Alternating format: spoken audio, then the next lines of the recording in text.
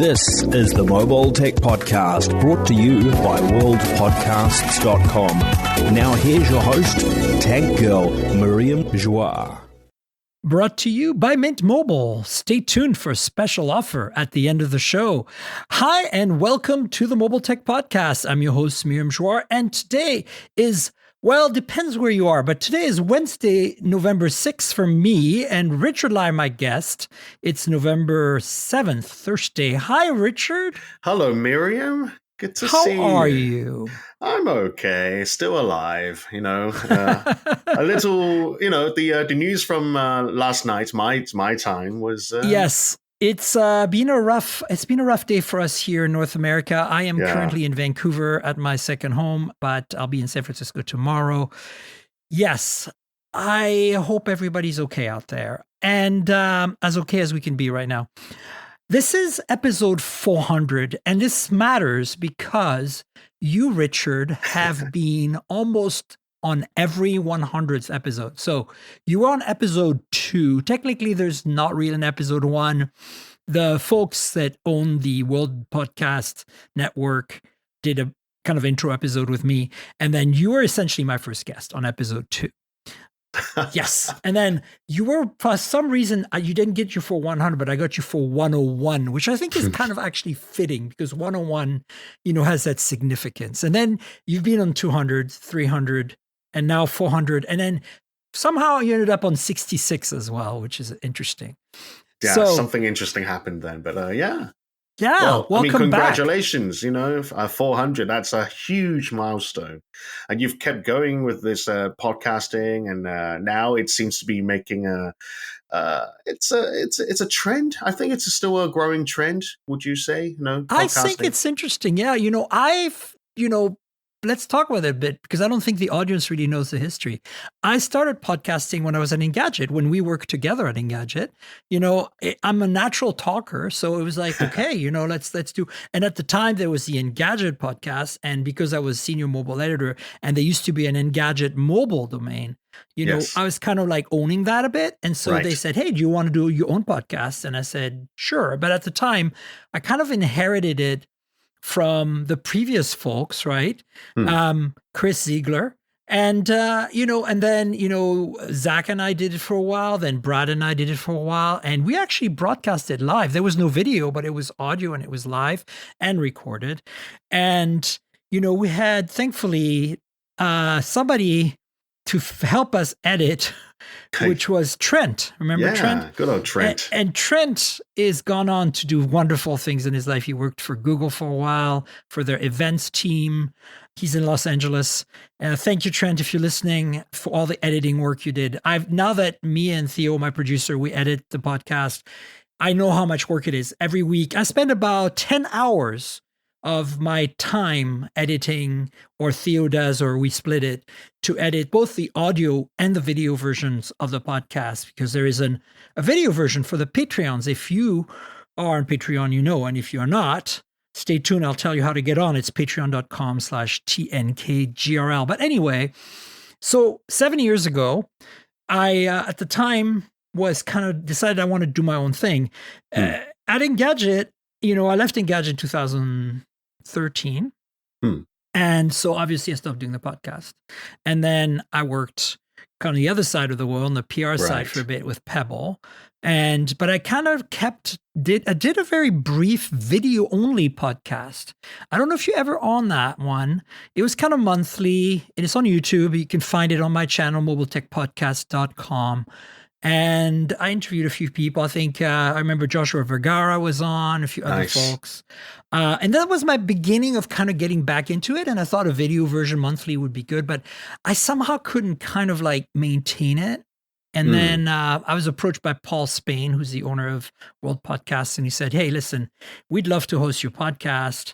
And I'd be like, oh, all right. So we signed a contract. So that meant I had obligations to do a weekly show, which really got me going because my contract is long expired in the sense that, I have no more obligations. Right. But they kept me in the rhythm because it was a 2-year contract. And for the first 2 years of these 7 years, I never actually missed a week. There's been multiple episodes some weeks, but I have basically never missed a week, rain or shine.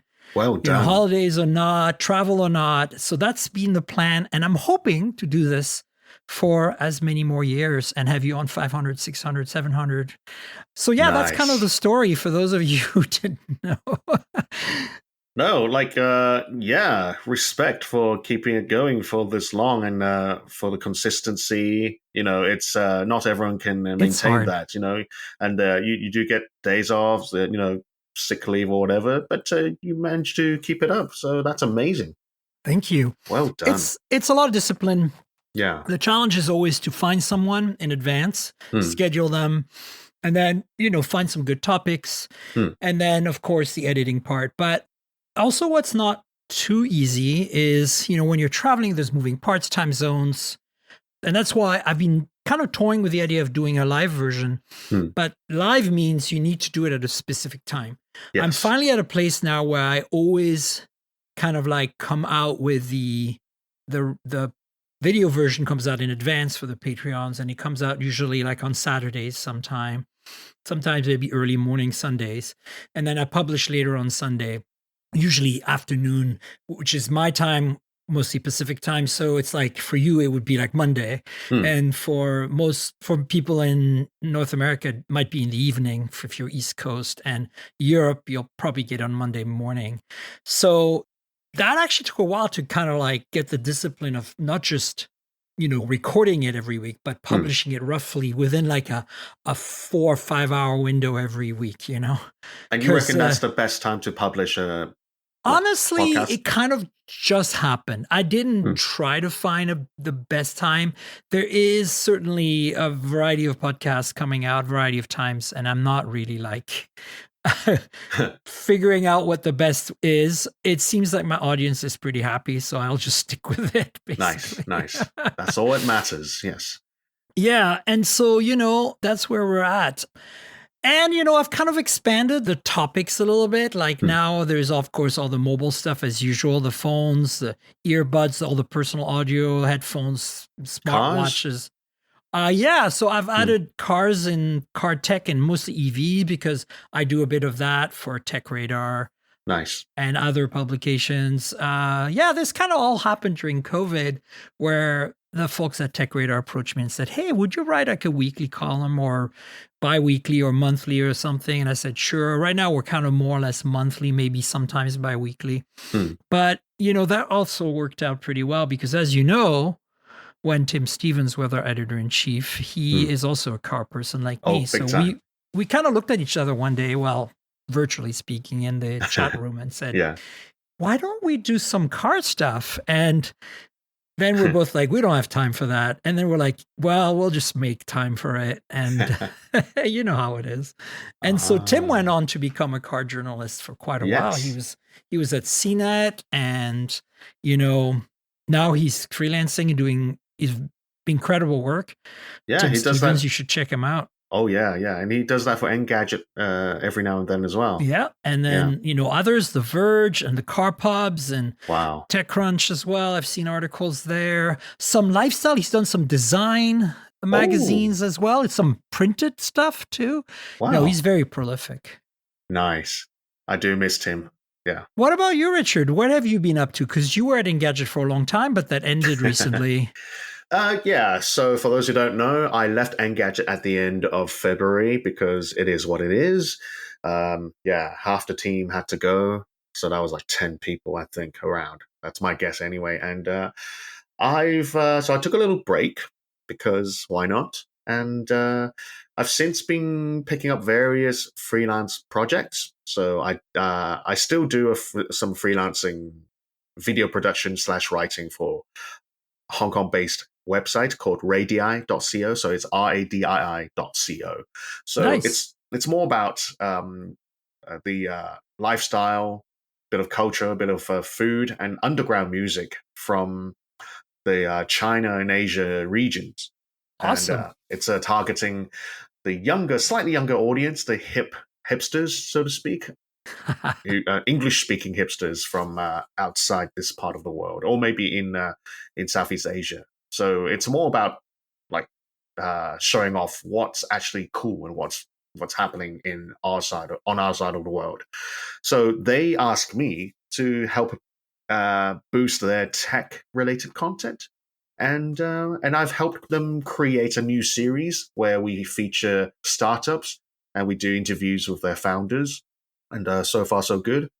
Yeah, I keep doing that. I do a bit of PR work as well these days, actually. Cool.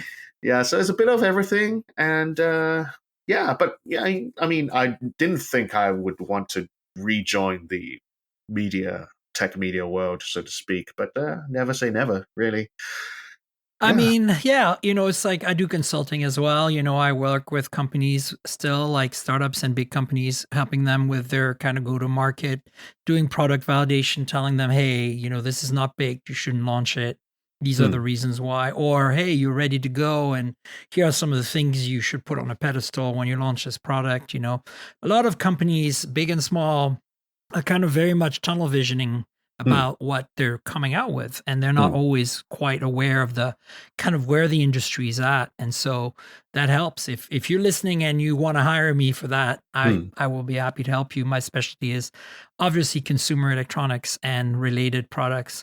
I am hoping by the time this podcast episode comes out, I'm hoping my Substack will be ready for a full launch. Yes. So we'll link to all your stuff at the end. I'll get you to recap everything because I want it all in one convenient place.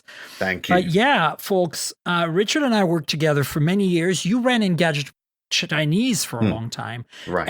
And is that still going on, or did that disappear as well? It's disappeared at the end of June last year. And then so there was only one version of Engadget left, which was the main site. Got it. Engadget Chinese was the last remaining of international the independent version. separate sites. Kind of, yeah. Yeah. So it is a bit sad, but I'm just grateful that my team got transferred to Yahoo News, so they kind of run. Oh, okay. Yeah, so they're okay. They're okay. Yeah. So, but funny enough, it was me who had to leave. Jeez. Yeah, well, I mean, it is life, I guess, and I had been wondering whether I should leave this comfort zone after like 14 plus years. That was still my first job. What people don't know is that you and I interacted a lot at Engadget because you at the time lived in London in the UK. Right at the beginning, for the first year and a half, yes. And then even after that, somehow our time zones kind of overlapped, where we ended up talking to each other in chat more than I'd sometimes talked with my team, my US team on the East Coast. And I think that started because of the UK stuff. And then as you went back to Hong Kong, yeah. And that's also why this is probably one of the first podcasts I'm recording for those watching on video in Vancouver in the dark. Because I think I've done many in the dark podcasts in San Francisco, but after 2 years of part-time in Vancouver, I don't think I've ever done a night one. That's why time zones, because Richard's a midday the next day here, and I'm kind of evening Pacific time. So yeah, one of the things I really looked forward to the most, other than our chatting for work, was you and I would somehow always end up at some kind of Asia trade show. Like Computex, or I don't know did we ever do SeaTech together? I don't know. But of course, then there was CES as well. Right. You somehow always ended up there. NWC from time to time, and stuff like that. So that was always fun. I only did NWC twice. If you don't, if you're only counting Barcelona version. I've since been going to the Shanghai version as well. Of course. Yeah, and then there's an Las Vegas one. And that one is very, very like carrier partner business orientated. So I don't do it anymore. It used to be called CTIA before back in the day. It kind of got absorbed by Remember CTIA was kind of like the US centric MWC for a long time, and they were separate things. And then as 3GSM got bigger, GSMA got bigger, it got kind of merged, and they turned into a business show, which is interesting. But back when I started at Engadget, CTIA was actually very, very important. Yes. And I used to go there with like Chris Ziegler and a bunch of other people.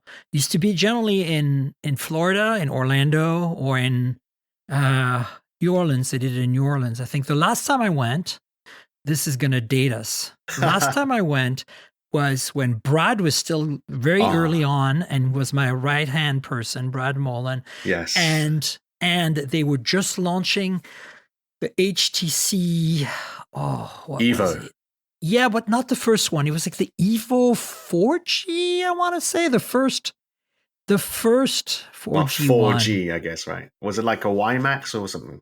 No, it was the first LT Evo. Oh, 4G LT, that's what it was. Because there was already a WiMAX version. This is when Sprint finally went over to LT. That really dates me. So there you go. Good old HTC. We miss it. I miss it so much.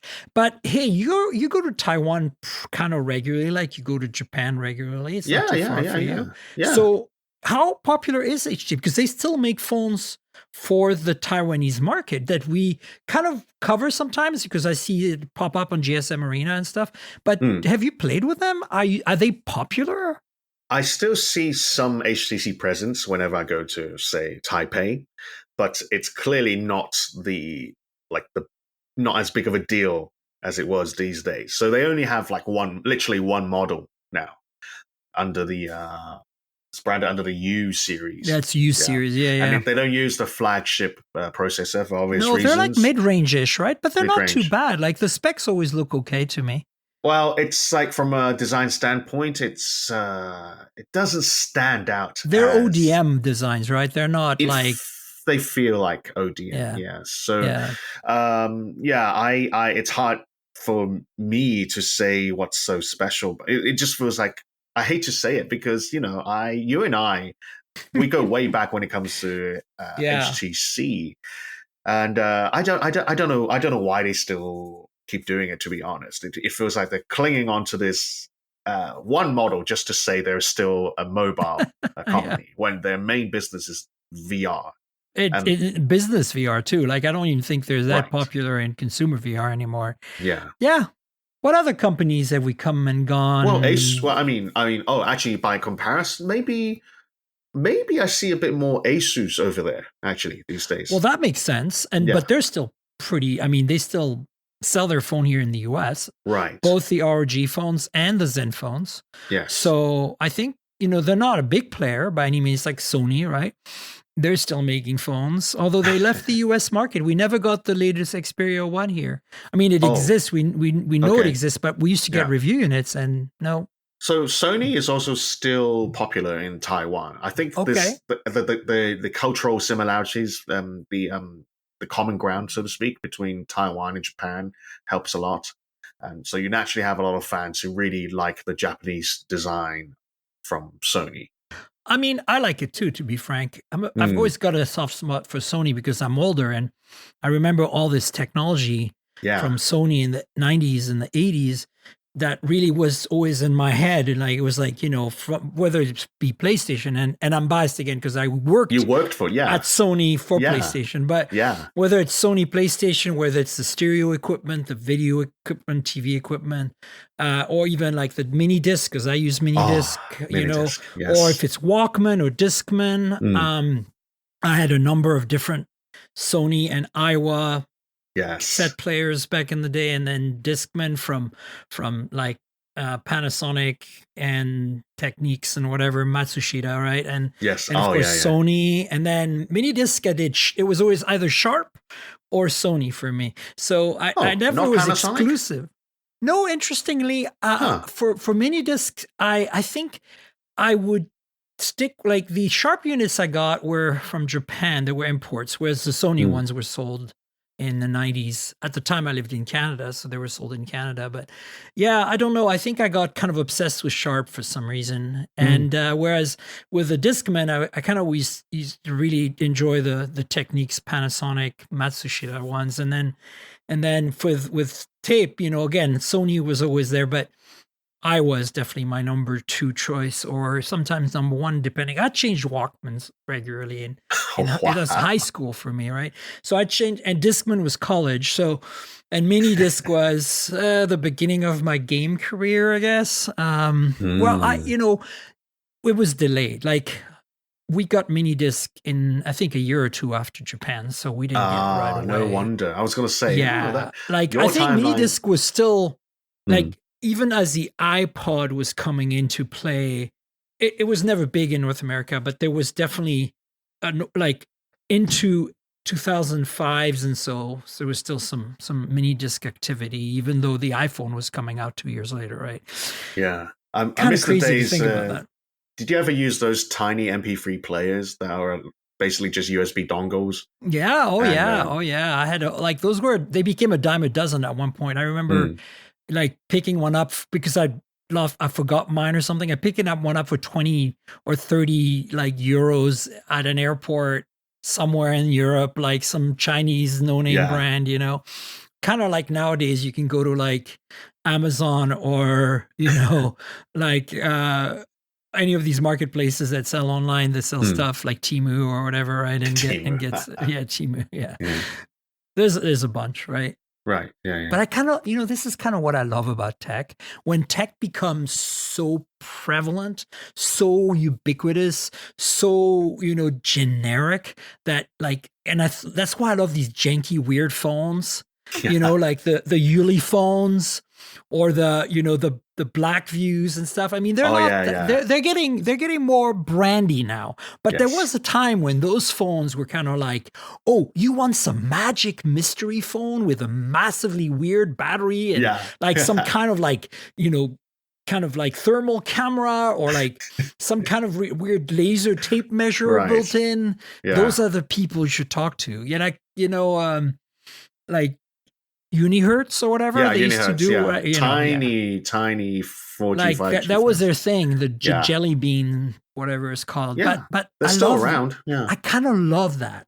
I love the janky phones. I love the weird phones. Like, remember a few years ago, you probably didn't go to that MWC, but they launched that Energizer phone that was like an inch thick. It was all battery. They're at every single CES and some of the trade shows in Hong Kong too. I see them all the time, but they are so janky. I would never even use one, let alone buying. So I'm loving how we're transitioning away from my history or your history, and now we're talking about phones, and we're talking about Asia. And actually, this is good to have you on because, obviously, me, my audience is very international, and I do not stick to the US market in my podcast, right? It's like I try to be as global as I can, but because I don't have, unlike you and Ben Sin, I'm not on the ground in Hong Kong. I'm not there to see the stuff. Well, you should come over. So I should, but I'd love to get your thoughts on, in the last couple of years, how are things, especially with,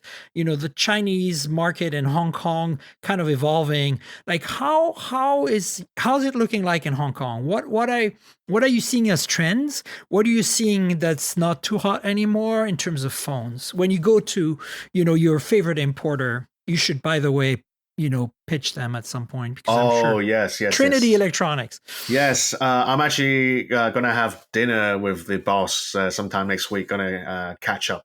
I think he's currently on holiday, on vacation in Japan, so he's having a good time. But we're very good friends, obviously, and likewise with. I should see. Ben is going to be in town middle of this month as well. But there you go. I'll see if we can coincide it. But he did say he wants to catch up. Trinity Electronics and along with many other of these shops, they specialize in importing phones from, say, mainland China or a bit of Japan, a bit of Korea sometimes, because like sometimes the Korean editions of like Samsungs are more special. The special edition of the Z Fold 6 that just came out, right? Like, that's a good example. It's only sold in Korea, right? So, and then so that's always going to be a strong market in Hong Kong, relatively speaking, because I think Hong Kong electronic consumers, the Hong Kong consumers in general, they like changing phones every now and then. So I'm talking about the ones that don't use the iPhone and Samsungs. iPhone, Apple and Samsung. Samsung even popular in Hong Kong? Yeah. Especially the Flip series. So all right, we're going to talk about that actually. Yeah. So that's still doing quite well. In terms of the big foldables, you get I see more Chinese offerings. People tend to use the Honors because Honor is officially Oh, the available. V3 is so exactly. great. I'll have Yeah. one. It's an incredible piece of engineering. And there's a lot of a fair bit of Huawei as well, especially when you get the mainland Chinese tourist.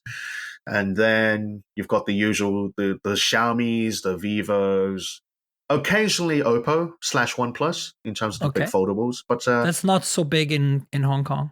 It's not as big as Vivo. It's I would say half. Okay, interesting. I would say for based on what my observation anyway. Right. There's no like official figure because it's hard to track these. I can ask. I should ask my friend. Yeah, I'm just curious Trinity. because here in the West, like in terms of our PR relationships, obviously OnePlus is a given, but we get a lot more Oppo than we get Vivo. Like I'm getting almost like for a while I was getting every Reno, and you know how many there are. It was I had to say stop. I can't handle the Renos anymore. Yeah, but they're good. They're great, but now like every major Find series phone, we get a review unit sent, even though here where I live, like even in Canada, like you can't buy them. They're not officially sold. So, but Vivo is a little harder to get our hands on. So I always get a feeling that Vivo is less popular, but it'd be interesting to find out.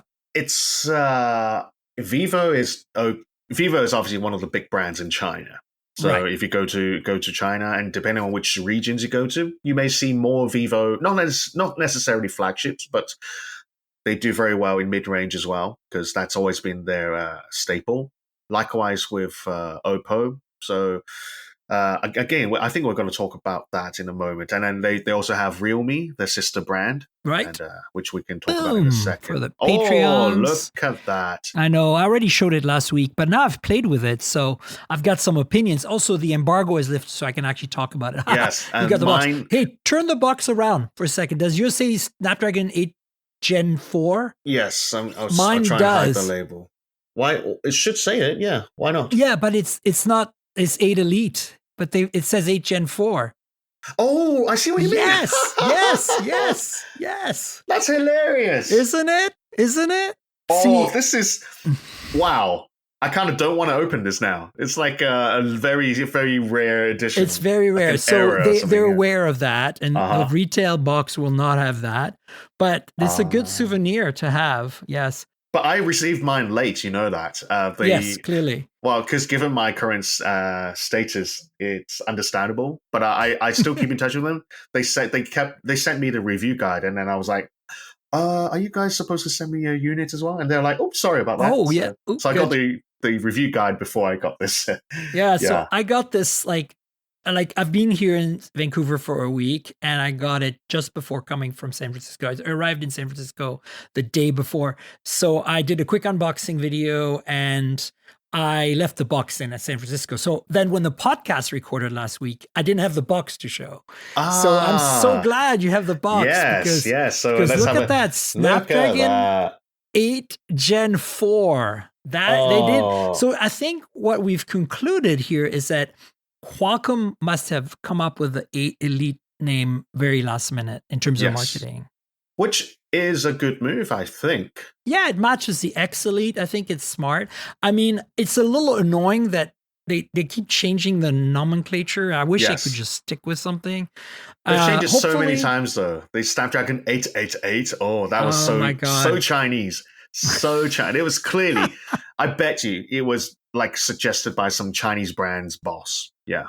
I can guarantee I can see that too. Yeah, but totally. 8 Elite, it's good in the sense that it emphasizes the change in the CPU. But I'm sure you've covered that already. Yeah, we did cover Qualcomm extensively, and I also had Finn Barmonian of MediaTek on the show 2-3 shows ago, where we did a deep dive for 15-20 minutes on everything Dimensity 9400. Nice. But yeah, so you spoke to us about Huawei just now, and I'm, one of the kind of like, forbidden fruits, as it were, for us, as I've actually seen it briefly in person in Hawaii at the Qualcomm Summit. Ironically, one of the tech reporters from Asia had one, so I asked if I could play with it, but it was literally 30 seconds. I think you spent more time with it at Trinity, or maybe you even had one for a few days. It was definitely at Trinity, and Okay. Simon, the boss, he kindly let me play with it for a bit at the shop. Though I didn't dare to go out. You know what? I actually play with it with Vlad Savov, my good Oh, friend. wonderful. There you go. We mentioned him earlier. He was one of my co-hosts on the podcast at Engadget. Yep. Yeah. So he's also based in Hong Kong. He's with Bloomberg these days. So I said to him, hey, do you want to come check out the Mate XT, the trifold phone? And he came along, and he actually held the camera for me while I did my little stand-up there. It was just for giggles, really. But so you got to try the mechanism, right? The whole unfolding. I got to feel it, but I didn't actually get to play with it long enough to really form a good opinion. I mean, it's an incredible, just like the Magic V3 is an incredible piece of engineering because it's so thin. This is the same. It's just blew my mind, It's like I felt like I was touching a piece of sci-fi from like a movie prop or something. It didn't feel real to me, but it was because the screen was doing stuff. Yeah. And I was just like, Huawei still has it, man. They still have it. It's just incredible to me. So what about your impression? Yeah, so first of all, I should brag a bit. I knew they were working on something like this last year. And I'm pretty sure Honor is going to do something like that. For sure. I mean, as an aside, quick tangent, it's pretty clear to me that there is still something going on between Huawei and Honor. I'm sorry, but yes and no. No, because come on, look at the camera pod on the V3 versus the Huawei Mate XT. But there's a very good reason for that, because the CTO of Honor, if I remember correctly, he used to be the head of camera tech at Huawei. So it's only natural that they have a lot of similarities. And obviously a whole bunch of ex-Huawei people went over to Honor's side. I get it. I feel like they're trying to downplay it, but I feel like there's a little more going on there in terms of sharing parts even, potentially. Like some displays look the same to me. Well, all displays look the same. It's more about the supply Samsung, chain. LG, or BOE, right? Yeah, basically. Right, yeah. So it's more about, they're obviously still buddies with each other, but in terms of business, in terms of opening offices, they are quite siloed to the point where if Huawei opens a new office next door, the Honor folks probably wouldn't be aware of that until a few weeks later. Of course. I know there's still a lot of separation. Yeah, but what was I going to say? So I knew something like that was coming soon because I was visiting the production line at Honor. And I think the funny thing is because I'm buying, I speak Chinese as well. So when they were when the tour guide, so to speak, was explaining that they are also working on the display tech that can let you flex both inwards and outwards, then the PR girl was like, "Hey, you can't say that." But I heard in Chinese already, so I couldn't stop laughing. And then the PR girl, she's quite friendly, so she was giving me this little friendly slap on my on my shoulder. But that's awesome. Yeah, so now that the Huawei Mate XT is out, I'm sure they don't mind me saying, look, this technology clearly exists, and it's clearly something that I'm sure not just Honor, but the various other Chinese brands are working on. I mean, Techno's already announced one, I believe. Or that was concept, right? Did they show? They didn't ship it. No, and of course, what was it? TCL? They had been teasing. Oh my god, years ago, even Samsung showed one not that recently, 2-3 years ago. Yeah, but I think Huawei was the first to say, "Here it is. It works. It's real." Yeah, and so. What I loved about it was how smooth the mechanism felt, and sturdy. I was actually impressed, especially the part that's outer fold. How I thought there'd be more of a bump or something. Like the inner fold is very much what you'd expect from the most advanced modern, folding phones. Yeah, they're getting smaller. There's less of a ridge now. If you look at the V3 or even my Pixel Fold, my second gen one, the Pixel 9 Pro Fold that I have in my pocket. But I think or the OnePlus Open that you have on your desk. Right, or which, Xiaomi. by the way, I love that phone. So good. I love it too. But I think that the outer fold, I was expecting that could be messy, but it was actually really well. It's really well done. Right? Yeah, and you have to consider the fact that there's so much science going on in terms of on the material level, like the external parts and the inward folding parts. It's all happening on that one same piece of flexible display. It's one entire display. Yeah, but you're toying with tension. You're toying with pressure. I'm not exactly sure what the actual technical terms are, but like all this folding in different directions, they have to do a lot of stress tests to ensure that this tech actually works. So, and a lot of it has to do with the hinge designs too, right? Yes, of course. Yeah, so it's both. But Huawei's already done outside folding phones. So has Honor. From the beginning, yeah. Yeah, from day one. So they have a lot of experience with this. And I think that's why it paid off. And yeah, I was very impressed. It really felt like a prop out of Westworld or something. I was just like... Yeah, it's so light. Wow. It's so thin. Crazy. Like when you put it all together, it is thicker than a regular phone, but not by much, which is incredible, really. Yeah, it feels like, oh my God. That's like e-readers, you know? It's so light and thin. It feels like an e-reader, but with like a proper display, and it's foldable. It has a decent camera system and plenty of battery life, and the rest of the specs are really solid. Of course, it's got like some kind of Kirin processor that is, I don't know which one it is now, but it's obviously an evolution of what we saw on the Mate XT last year, which caused a lot of Oh, wow. So what's funny? Somebody brought the Mate XT Pro last year to the Qualcomm Summit last year. Oh. And so in the same sense as I got to see the Mate XT this year. Yeah. But last year was a different person. And, we all like grabbed it and ran benchmarks because, it's like, we can't get this, right? Like, we're like, what is, this is just after the chip had been kind of revealed, so there's a lot of interest amongst Western media, like, what is this like? And what a beautiful phone. Like, I took some photos with it and I was like, they still have the cameras. They still know how to do the cameras like amazingly well at Huawei.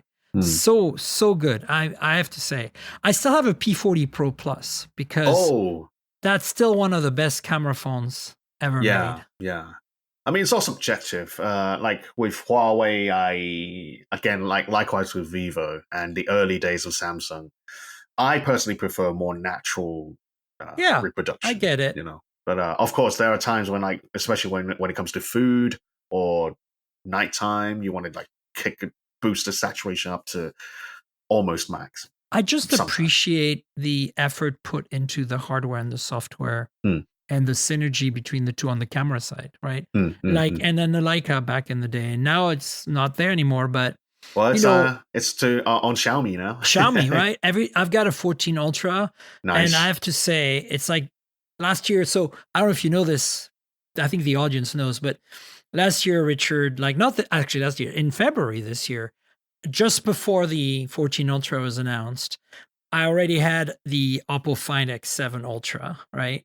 As the one that you have on your desk, yes. Oh yes, and you have this one. I have the one that's white. Do I have the blue one or the white one? I have either the blue or the white. Anyway, I took it to Antarctica. Theo and I went on an Antarctica cruise. Oh, wow. Yes, and I took a lot of my photos with it, but I also compared it in Antarctica with the S24 Ultra, the iPhone 15 Pro Max, and the Pixel 8 Pro.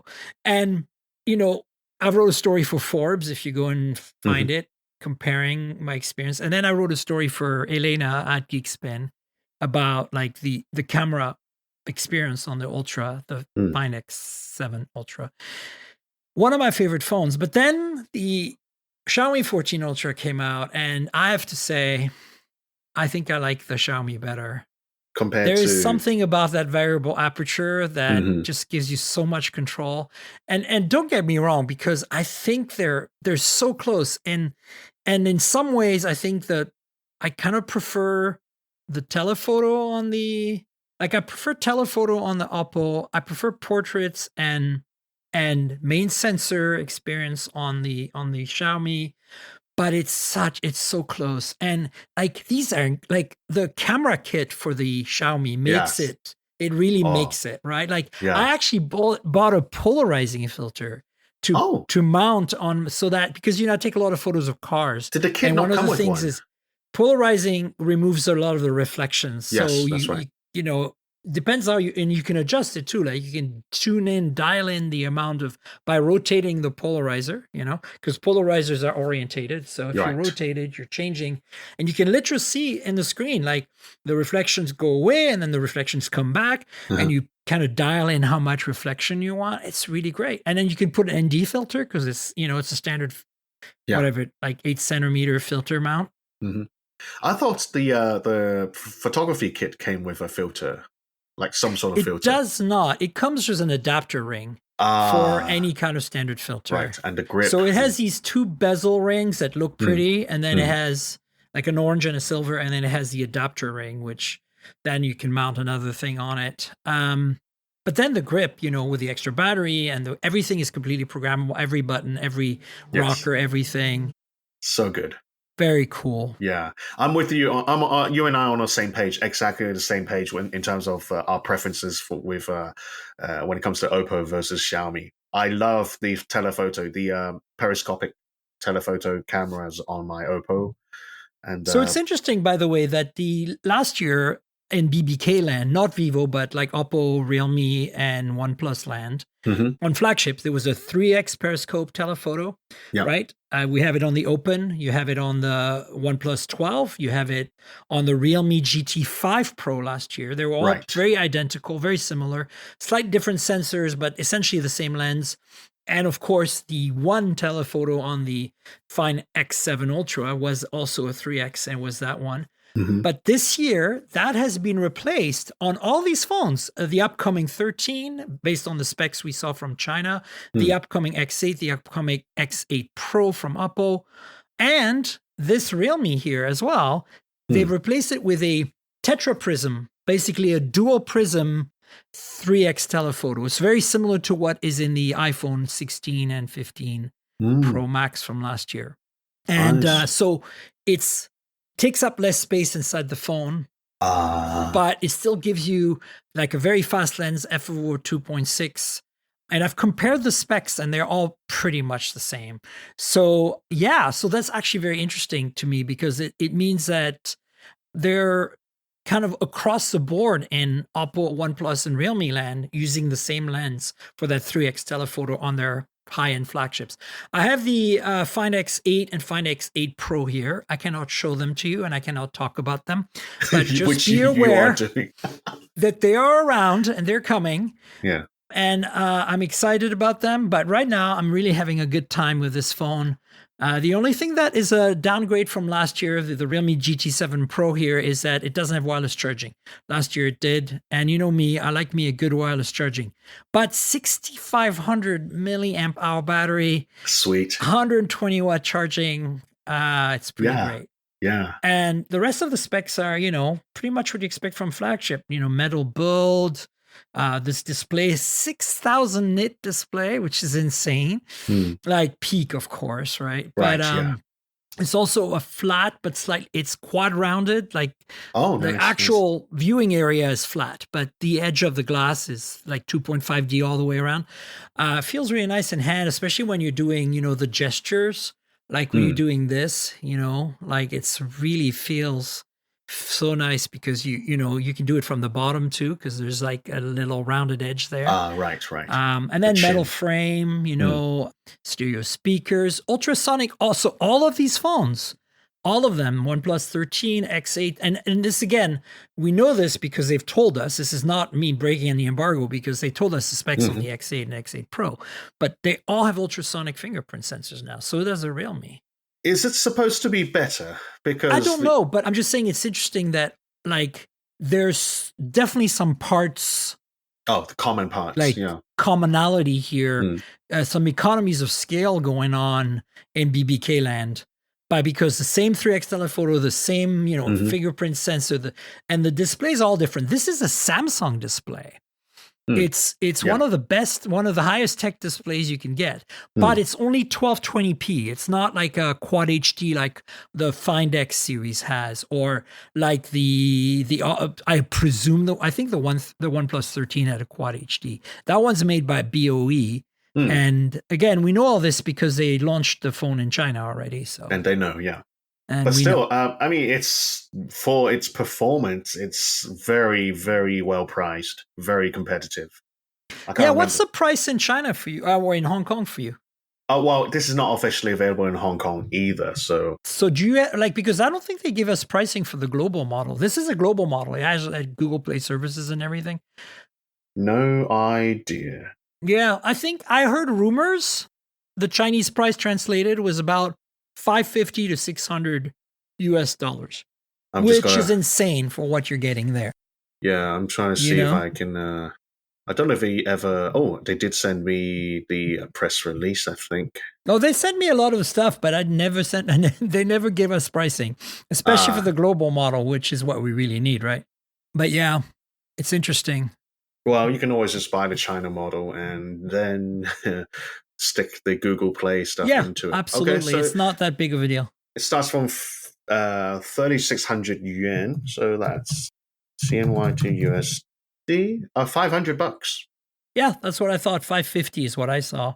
Yeah, that's not bad at all. I mean, that's like very competitive. Pixel 8A pricing for the US. I mean, you get a full flagship, 8 Elite. The whole 9 yards. Realme is the modern day it's the new OnePlus. It's the new OnePlus, I think. Well, okay, yeah, you can say that too. Think early OnePlus, especially because they're in the BBK group. And OnePlus now, other than the R series, they're really kind of going up market with the Open, the 12, the 13. I know the guys at Realme, they have to resist very hard to avoid saying flagship killer because they know that was like a OnePlus thing. But that's literally their strategy. We've had this discussion with them, and they're like, "Hey, Richard, what else can we say apart from flagship killer?" I'm like, I gave them some suggestion at CES this year, but then later on, this whole AI thing came out, so they just stuck with AI. So well, there's a lot of actually good AI features, and I mean, you know me, I'm not a big fan of AI on the absolute. I want it to be useful, and a lot of it right now, especially the Gen AI stuff, is kind of more fun. But the photo editing features on there, there is, I just tried them today. Actually, I removed the lens flare from a photo I took. And nice. I did it by simply circling the lens flare and say, remove. Yes. And to my great surprise, you can't tell. It's like it didn't invent any, like what it invented is very small, but what it invented was exactly what you would think was there. Yeah. And so I was like, okay, this is when I feel like Gen AI has done its job, Right. Or like when I asked Gen AI to, here's a review, 2,000 words. Give me a good SEO punchy headline. And it gives me some options and I grab them and I tweak them. Because I never take the stuff directly. But, or when you have to write a review and you have to have that not paragraph, but 1-2 line summary. Yeah. Gen AI loves that stuff. It does a very good job with it. Yeah. So these are some of the applications for me for Gen AI. Likewise. But yeah, the Realme is, now that I've not just unboxed it and shown you quickly, like last week on the post, I brandished the phone before, but now I've actually used it. And, like last year, I thought the GT5 Pro last year was basically a baby OnePlus 12 because it had wireless charging even. Mm-hmm. And it had the same cameras except for the ultra wide, which just like this one is just an 8 megapixel basic ultra wide. But other than that, they were very much a match. This is a little different because it doesn't have that circular camera pod and it doesn't have wireless charging, but that's 6,500 milliamp hour. Look, I'll give you an example. Today, I had to run an errand out in the suburbs of Vancouver. So I took the train out there and took the train back. And so I'm on the train and I'm like listening to music and, I'm tethering the phone to my other phones because, I have a Canadian SIM and I have a US SIM, and I can roam, but I don't want to roam too much because if you roam too much, you get in trouble. Yeah. So I was like, okay, I'm going to tether my US phones to my Canadian phone I put the SIM in here. I use that thing I was gone for 3 hours. I was on trains, walking, picking up, doing stuff in the mall, whatever, various reception quality. And not only did it tether flawlessly for the whole time with 2 or 3 other phones tethered to it, I lost like maybe 10-15% of battery life in 3 hours. Like the battery life on this thing is, you really notice, because I mean, I'm not playing games on it right now. Like I'm just, checking text messages and like looking quickly at social media, answering an email here and there, taking 1 or 2 photos, tethering. Like I'm not, like if I was playing games, I'd probably drain the battery pretty quickly. But right now it's pretty solid. I'm very impressed with it. So. Well, I can't wait to try it, because I do a lot of video editing on the phone these days. You think you'll love it for that. And it's fast too. Like it feels so fluid. Yeah. Like I think that's coming from, this 8 Elite, obviously. Right. And of course, good software. Yes. This is Realme UI, which is very similar to Oxygen OS. So the other thing that we were talking about Huawei, and I kind of forgot, but Huawei's got a Mate 70 coming, and it's actually coming very soon. So we don't know too much about it other than it's coming. There's leaks out there. It looks like it has a pretty crazy camera pod. At least that's what we're seeing from some of the leaks here. Yeah, nothing new there, though. Nothing too crazy. It looks more like a Mate 50, actually. It reminds me more of the Mate 50, right? Yeah. Doesn't look all that exciting to me. Because, I have to give Huawei credit. Like, when it comes to something like the Mate XT, you start to forget about what processor they're using. Because of course, at that point, it doesn't matter anymore, even though you're paying so much. And that's the thing that a lot of people don't understand. It's about the experience, right? Yes, thermals do matter. Yes, battery consumption does matter. And with a bigger nanometer chip, you're going to be less efficient. But ultimately, how is your experience? Are you feeling any lag? And I'm sorry, but my P40 Pro Plus still today on the latest software is fast. Like the user experience, it's just everything smooth. The apps start fast. You can put any APK on there. It's so I've got Instagram and stuff on there. Just no problem at all. Just happy. I just wonder how many more phones Huawei can release given their stockpile of components at the moment. Yeah, I mean, I also don't want to dismiss the possibility that they're going to be able to make their own 4 nanometer chips at some point, Well, the yield would be too low. I know, but again, it's just a matter of time. Like you can't block things forever. Like, I think like if it's been invented by a human, it's going to get reinvented by a human. You know what I'm saying? Like from scratch, even. Like it's going to happen. And I'm sure they're putting a ton of resources into that. Like, so they have to, right? That's the name of the game. Yeah. We also spoke of Samsung earlier, and there's some interesting Samsung news this week. There's rumors of a Galaxy S25 Slim, and apparently the industrial design of that phone supposedly is going to kind of like give us a glimpse of what to expect with the S26 series, and kind of try out that design direction. And also, and this is interesting to me, it is kind of, those rumors we've heard of Apple making a slim phone for the iPhone 17, right? Like I think maybe iPhone Air. Yeah, I think Samsung's anticipating that if Apple's going to make a slim phone, they should make one. And actually, I think that's interesting, Well, Samsung should just do it. Don't wait for Apple to. No, I don't think they're waiting, because it sounds like this would be a Q2 thing. So, like, it's becoming, like, they're probably going to launch the main S25 phones, right? And then, like, I think a few weeks or months later, we're going to, and I know the iPhone's not coming out till September, so we know that. So they should just do the slim version as the main phone. I agree. Because, it would really kind of put them on the map, right? It's like, let's show what we can do kind of thing. Yeah. But also, I feel like Samsung's been very conservative. Like the Z Flip that you get, unless you import it from Korea, that new special edition, which is really thin and light and has a better camera. And, it's thicker than the OnePlus Open. It's thicker than my Pixel 9 Pro Fold. It's like they didn't really try hard. And I feel like I don't think the S25 is going to be very audacious. I think the S25 series in general, even the Ultra, is going to be very evolutionary, very like iPhone, very like we're just going to make the minimum we need to sell a lot of phones in those markets like the US where people don't care. And then that's why they're doing the Slim. And that's why they have this special edition that they did. That's why they have the W25s in China, which are essentially the special edition Z Fold 6 and the Z Flip 6, not special in any way. Just very gold and black and beautiful.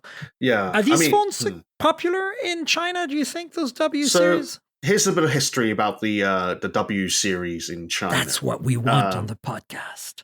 The W series had always been like a luxury line for China. Yeah. The even before the real foldables came out, the W series existed as a bunch of flip phones. That's right. Yeah, but with a full-on touchscreen on both front and back. So even you flip it open, a T9 numpad on the bottom. Yeah, right. And obviously over time it evolved into the Chinese version, the local version of the Galaxy Z Fold or Flip. Yeah. So, but they still keep the W line going, obviously. But they just turn it into. They localize it, so to speak. They localize it and make it into something that looks very luxurious. And it's still premium. It's still sold as a premium product, correct? It is definitely, still a premium product, alongside the original Z Fold or Z Flip. So it's not like that's the W25 is a replacement for the other things. Understood. So it's just a special edition with gold accents. It looks really black. Hot. Yeah, I love the bling on it. And supposedly it comes with like some VIP service, so you get better taken care of by the customer service and things like that. And comes with a very nice premium packaging, so it's something that you can buy to other as a gift for other executives or VIPs, things like that. Yeah. The price, I mean, it doesn't cost that much extra, I think. It's a little more expensive than the normal editions. We don't have the special edition Z Fold 6 here. We have the regular one, which is about, I don't know, I can't remember, $17.99, $18.99, so US. So this is a lot more, but you're getting the special edition. So you're getting a much thinner, lighter folding phone with a 200 megapixel main sensor instead of what we get on the regular Z Flip. I forgot that it's based on the Slim model. Yeah. That's right. And then if you look at the Z Flip version, the W25 Flip, which is the flip phone, that's $1,000 in the US, I think, or $1,100, or actually no, it's $1,000. $1,000. So 400. This is 1,400. Is still quite a bit more, but it's bling. And if you want bling, nobody does bling better than China. Maybe UAE does bling and Saudi Arabia does bling pretty good too. Yeah. But speaking of the Z Flip, by the way, another rumor is that I told you that we had a bunch of Samsung rumors. Another rumor is for a fan edition Z Flip. So a cheaper Z Flip for Western markets, presumably. But this actually makes sense to me, Richard. You know that Moto is quite successful with the Razr line here in North America, surprisingly. I mean, if in the universe of folding flip phones sold in North America, we're talking a very niche thing because even the Galaxy is not super popular. But you see it more and more, and every now and then you see a Razr instead. And I think there is definitely a decent percentage chunk of the flip type folding phone market here that's Moto. But Moto has two models. They have an affordable one that's $699, which, we're talking like almost like Blackview, Ulefone like territory here in terms of pricing. Like, think about it. But the quality is there. It's a Moto. It has like the Lenovo goodness. Right. And I think it would make perfect sense for Samsung to come along and have a $699 or $799 or some more affordable model that's slightly detuned. Like, just put a mid-range processor, make the cameras a little less fancy. I presume that they're going to go to a full screen display for the Z Flip 7 next year. So then they will probably they can keep that smaller-ish display that they have currently for the fan edition. Well, I hope they don't downgrade the cameras any further. Because, Well, I'm thinking more like not that they aren't that good. I'm thinking more like ISP, not really like the hardware. Okay, fair enough. But still, Yeah, not a fan. It's not well. When I tried it at the Samsung, one of the flagship stores in Seoul, that was like the day after the launch. I was like, oh, it's not. It's not what people care about when they buy a Z Flip. Unfortunately, Well, still, I mean, Samsung. frankly, I have the Xiaomi Mix Flip here. Oh, yes. And the camera is Leica and it's really good. I also have the last year's Oppo Find N3 Flip, and it has 3 cameras and they're really great. That's very good, yeah. Even the Razr is, in my opinion, not great, but slightly better than the Z Flip for photos. Oh, dear. Samsung has some catching up to do, man. Well, to give Moto and Lenovo credit, they have put a lot of effort into their camera systems, even on their regular phones, like their bar phones this last year or two. Like they're aware that we've been slamming them, and they, I wouldn't say that it's this is my evaluation. I would say like, if like you put like a really good flagship up here and you put the Z Flip there, the Moto is like just slightly better. It's not like, it's not like the Xiaomi Mix Flip. It's not like the Oppo Find N3 Flip. Those are like really like the best camera on a flip phone today, in my opinion. For sure. So yeah. And then the last bit of news is we knew this was coming, because when I was at Qualcomm Summit 2 weeks ago, I actually played. Sasha of Asus brought us a ROG Phone 9 retail unit. And it's funny because, Xiaomi's on stage and they're like, hey, we're going to be the first out the box with 8 Elite. And Sasha just shows up and says, here's the phone, guys, have at it. Yeah. And so we all did, obviously. And I wrote a story for Tech Radar very quickly, nice. Hands on. But it was funny because, as soon as that happened, I was like, Red Magic always loves me and they always send me all their phones. And like, I love that they have a built-in fan because, when I review for hot hardware is very serious about running benchmarks. I personally could care less, but I will obviously follow their protocols and I run the benchmarks, and I'm always impressed at what difference the fan makes built in. And now I know that you can mount a fan on the back of the Asus, but having it built in is something. And, while the software on Red Magic's always been a bit iffy and you kind of don't expect too many updates, the hardware, however, has been very impressive. So I'm waiting to see what happens this year. Last year's Red Magic 9 series, even the 9S later on in the year when they, always upgrade the processor halfway through the year, was like a special edition, slightly higher clock rate, kind of like the Samsung 4 Galaxy Snapdragons, Yeah. The 9 series was the first Red Magic I tested where the camera was not a dog. Like the camera was actually decent. I was like, oh my God, a gaming phone with a decent camera? Like, what is the world coming to? Now, I haven't played with the recent ROG phones. They haven't sent them to me, but the 9, I think they're going to send me. So I'll let you know what I think. But yeah. I may or may not have one. But I am not a huge fan of Red Magic per se, but I have to appreciate what they're doing. And so I just have to mention that, yes, there is a Red Magic 10 series coming in China, at least for now. November 13th is the launch, so keep an eye out. I think that means we're going to get global versions before the end of the year. And Richard, this is the exciting part. They always sell officially in the US. Right. And they're always extremely affordable. We're talking like $650, $700. And with a warranty and US bands. Very good. So if you're looking for the cheapest 8 Elite phone, right, in the US, soon, I'm pretty sure it's going to be the Red Magic 10, at least the base model. So you can't get the Realme officially in the US, right? The Realme is not officially sold in the US, no. The OnePlus is really the only BBK Group brand we have in the US. And so, of course, there's the OnePlus 13 coming at some point, we got the OnePlus Open, we got the 12 last year, we got the 12R, which was like much more affordable. Yeah. That's you basically get the Nord series as well. We do not get the Nord. We have a North American Nord we get very cheap Nords that are basically like Moto Gs, you know, like $200 budget phones. They're pretty good, but they didn't make one this year. So like they seem to have abandoned that North American Nord. I don't know. But we never got the real Nords, if that's what you're asking. Okay. No real Nords for us. No. Yeah. I'm trying to find out if what it's called in the US, but I can't Well, find so it. there's a CE for Europe, and ours is the N series. Nord N200, N20, N30, yeah, N for North America. So, yeah, it's so bizarre. They have all these weird Nords, right?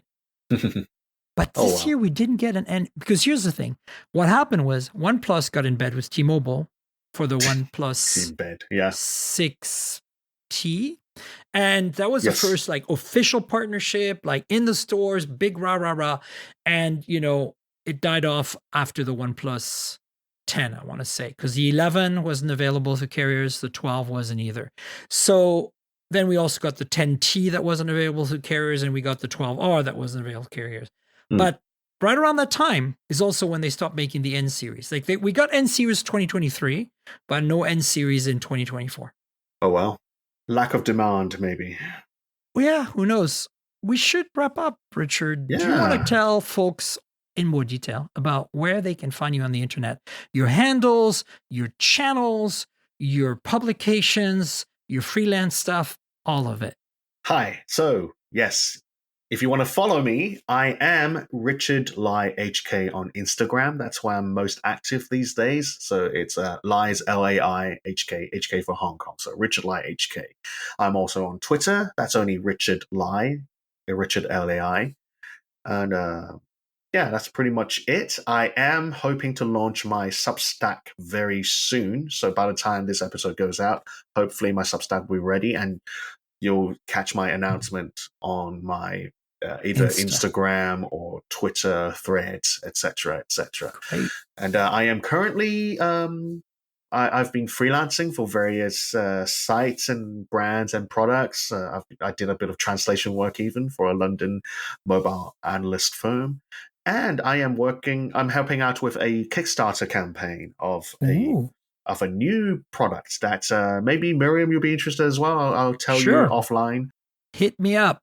Yeah, so that's what's been keeping me busy, which is good. Busy is good, you know. It's keeping me alive and kind of well fed.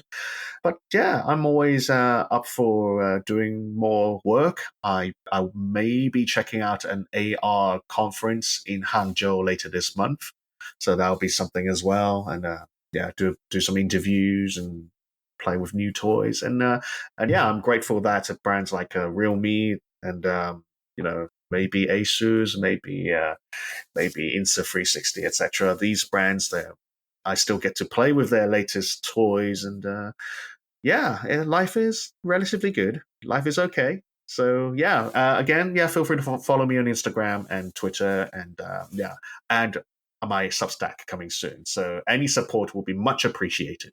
I'm definitely looking forward to it. I will subscribe. And folks, please hire Richard if whether you work in publishing or work in consulting and you need his advice, please hire him. He is one of the best. And you know where to find me, folks. I'm at Tankgirl. That's TNKGRL on all the socials.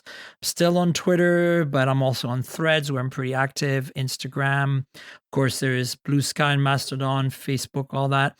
So please chat with me and Richard about this show. And if you have any questions or comments to make, you know, the podcast lives at mobiletechpodcast.com. We're also on all the major platforms, Apple, Google, Spotify, everywhere. So please subscribe, tell your friends, all that good stuff. YouTube channel is youtube.com/mobiletechpodcast. You can see some of the old podcasts from a decade ago if you go there. But also more recently, I've got a unboxing video coming up of this Realme phone. Basically free video content. You know how YouTube works. Like, subscribe, tell your friends, click the bell, comment, etc. And if you want to help me out, there's a Patreon, patreon.com/tankgirl. That's patreon.com/TNKGRL, just like my Twitter handle, social media handle. So if you want to help me out, it's $5 a month to get a video version of every episode every week in advance, a day or so in advance. And you get to also get some outtakes and bloopers. And if I go too long, you get extra content. So if you want to get it, it's $5 a month. It's probably worth your while. There's other tiers too if you want to spend more or less.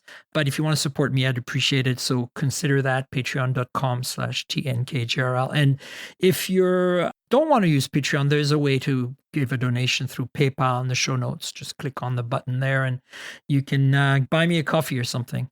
So yeah, and finally, I want to thank our sponsor, Mint Mobile. You know I review a lot of phones, so I'm constantly juggling multiple devices. While that's fun, it also means I'm spending a lot of money for wireless service on multiple SIMs. Thankfully, there's Mint Mobile, and that's who I'm teaming up with for today's podcast. If you want to save money on your wireless service, switch to Mint Mobile. You've probably seen the Mint Mobile ads featuring Ryan Reynolds, but let me quickly tell you how fantastic their service is, especially for tech-savvy early adopters like us. Mint Mobile offers premium wireless for as low as $15 a month, and you don't have to sacrifice any coverage, speed, or data. They're built on the nation's largest 5G network. They keep costs low because they sell direct to you online. They cut out the retail stores and salespeople. Why should you pay more than you have to for access to the same network? In my experience testing phones, Mint Mobile delivers the same data speeds and call quality as the big three for a fraction of the cost. Switching to Mint is super easy. Thanks to their eSIMs, you can sign up and activate immediately right on your phone from the comfort of your home. No more standing around waiting in line at a big wireless store. You can keep your current devices and phone number and easily switch services.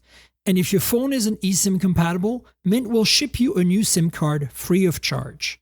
The whole process only takes 15 minutes, and if you get stuck, Mint has a great customer service team to get you through it. All Mint Mobile plans include unlimited nationwide talk and text, plus lightning-fast 5G and free mobile hotspot. Mint will show you how much data you use each month and recommend plans that save you money. Mint also offers a modern family plan that lets you set up a super affordable family plan with as little as 2 lines. Use my link, mintmobile.com/mobiletech, to get premium wireless starting at $15 a month. Stop paying more than you need on your wireless bill and start saving big with Mint Mobile. And thanks, Richard, for being my guest for episode 400. 400! Oh my God, I know. Well done. Congratulations. What a milestone. Thank you so much. Really. And it's such an honor. Such an honor to have me. You know? Thanks for playing along. You have been able to be on the 100th episode every time, which is pretty amazing. Yeah. So I'm very grateful for that. Thank you, Richard. No, thank you, Miriam. Seriously, wow. You and I go way back, and it means a lot, really, really. And to me as well. Yeah, absolutely. And the fact that we still get to do what we love doing for such a long time. Yeah, life is good. Life is good. No matter what happens outside with. I know. Yeah. All right, folks. So I'll have Richard on again, hopefully maybe before the 100th, but definitely on the 100th. And then stay tuned. We'll have another show next week. So until then, cheers, everybody. Bye. This has been the Mobile Tech Podcast with Tank Girl, proudly presented by worldpodcasts.com. You can visit us online at mobiletechpodcast.com.